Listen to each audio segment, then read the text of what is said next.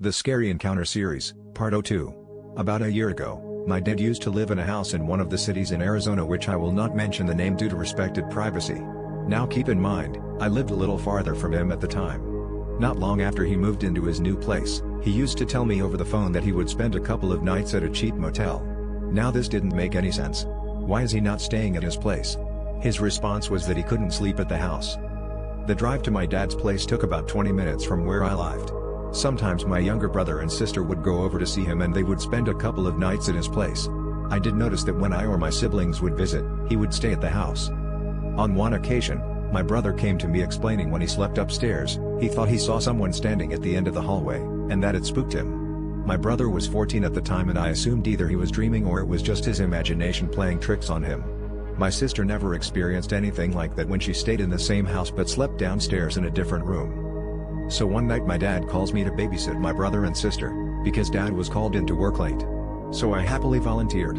So my brother and sister slept upstairs while there was a different room downstairs that I was sleeping in. I'm usually an insomniac but this time I sort of dozed off and fell asleep.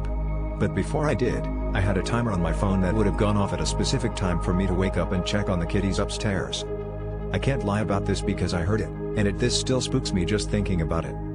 As I was sleeping, I heard a voice whispering into my ear. 3, 2, 1, and then the timer went off and I woke up. I thought someone was next to me but I didn't find anyone. Eventually I told a friend about what I experienced, and this particular friend, who I will not mention their name, tried to help me understand what it was that I experienced. So they dug around. And eventually I learned the truth. Before my dad had moved into that house, the previous owners were a couple that really loved the house but something had come up and caused them to leave the house. Their plan eventually was to move back at some point. So, they had summoned something to guard the house. And it has been there ever since. I look back at this experience and realize that there was, something in that house. It never threatened to harm us, at least it looked like it didn't try to. After that, we didn't visit the house so much.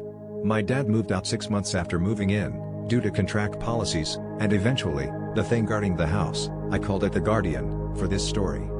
Now I know why my dad couldn't sleep in that house.